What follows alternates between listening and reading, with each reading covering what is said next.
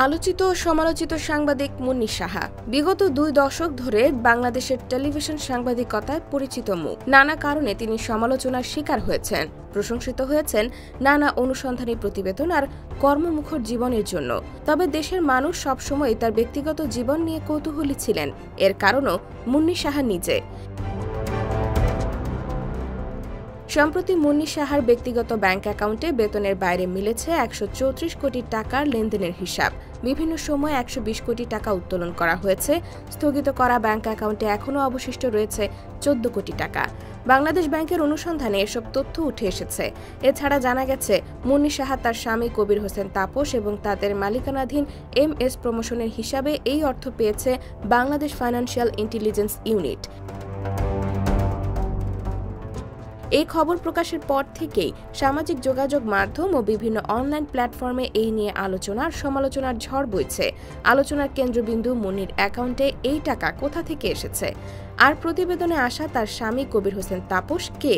মুন্নী সাহার সঙ্গে তার বিয়ের বিস্তারিত জানতে চায় তারা। 2016 সালে দৈনিক প্রতিদিনের সংবাদে একটি সাক্ষাৎকার দেন মুন্নী সাহা। সেখানে তিনি এক প্রশ্নের জবাবে জানান, তিনি সাংবাদিকতা করতে গিয়ে বিয়ে করার সময় পাননি।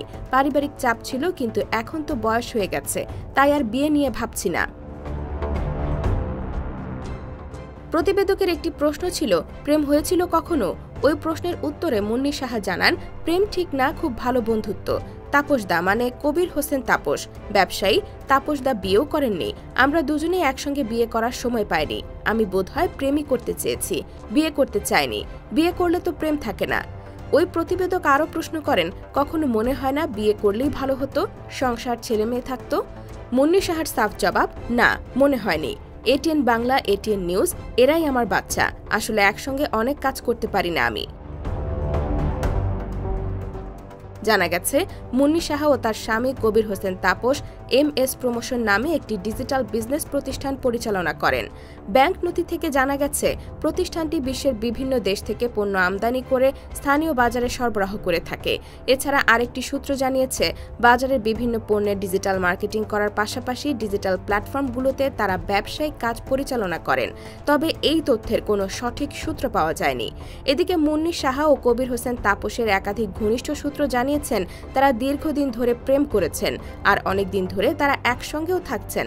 পরবর্তীতে তারা আইনিভাবে বিয়ে সম্পন্ন করেন প্রায় 8 বছর আগে। IBTV USA, new York.